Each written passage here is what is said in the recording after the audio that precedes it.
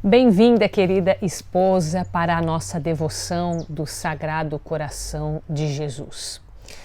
Nós estamos na quarta sexta-feira de setembro e seguindo este livro da devoção do Sagrado Coração de Jesus, do Padre Jean Croisset, nós vamos dar o seguimento.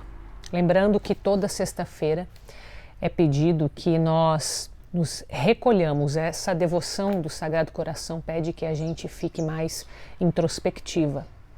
Então, dentro do seu casamento, será o dia em que você vai mais se esforçar para se calar, para ter compaixão, para o perdão, para a paciência, essas virtudes que dependem muito do silêncio.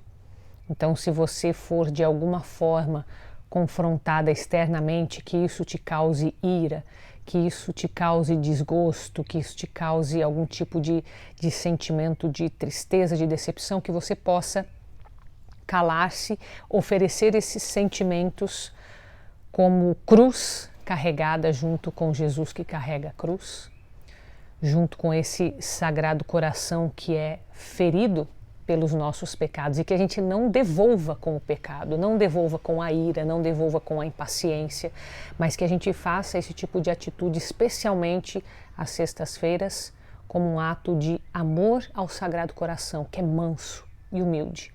Então que você viva o dia de hoje, sempre nessa intenção de muita mansidão. E aí nós vamos meditar então a quarta sexta-feira de setembro, que traz o versículo de São João, capítulo 16, versículo 32. Eis, vem a hora, e já chegou, em que sereis espalhados, cada um para seu lado, e em que me deixareis só. Então vamos para essa meditação do Padre Jean Croisset. Quais foram os sentimentos do coração de Jesus Cristo ao predizer aos apóstolos essa covardia e ingratidão, essa fuga e esquecimento? Será que os mesmos apóstolos poderiam ser persuadidos a serem capazes de abandonar um mestre tão bom? No entanto, isso aconteceu. Mas finalmente, meu Salvador, esse tempo já passou. O que eu disse? Esse tempo já passou? Chegou nova hora de serdes deixados sozinho, e já fostes deixado tão sozinho como no tempo de hoje? Jesus Cristo está dia e noite em nossos altares. E quem se apressa, quem é assíduo em visitá-lo? Faltaram alguma vez cortesões aos palácios dos príncipes, ainda que poucos conseguissem falar com eles? Jesus Cristo é o único que recebe a todos indistintamente, que está pronto e tem um desejo extremo de fazer o bem a todos. E Jesus Cristo está quase sempre sozinho. Essa é a meditação para a gente fazer nessa sexta-feira, nesse momento em que você talvez tenha sentimentos de solidão. Dentro do teu próprio casamento você também deve ter sentido isso alguma vez.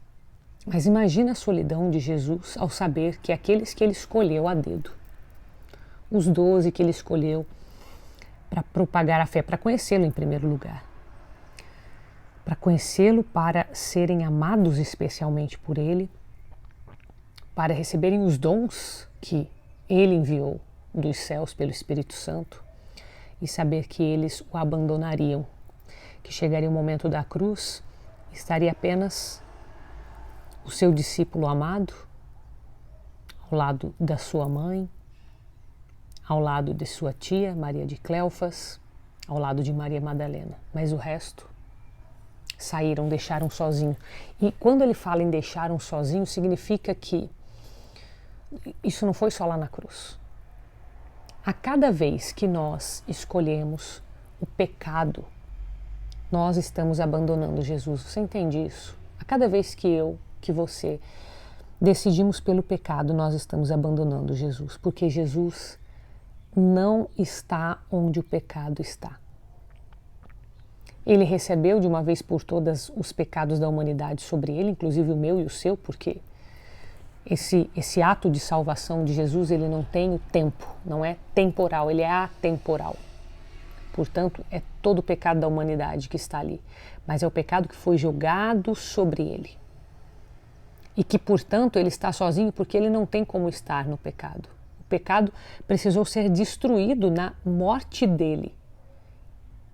Ele precisou receber na carne e ser destruído porque o pecado precisava ser destruído. Então, quando nós escolhemos o pecado, quando a gente escolhe a ira, quando a gente escolhe a indiferença dentro do casamento, quando nós escolhemos a mágoa ao invés do perdão, quando nós escolhemos nos afastar do nosso marido porque não conseguimos perdoar, porque estamos julgando internamente e questionando por que ele faz isso e se colocando como vítima, sendo que a única vítima verdadeira foi Cristo.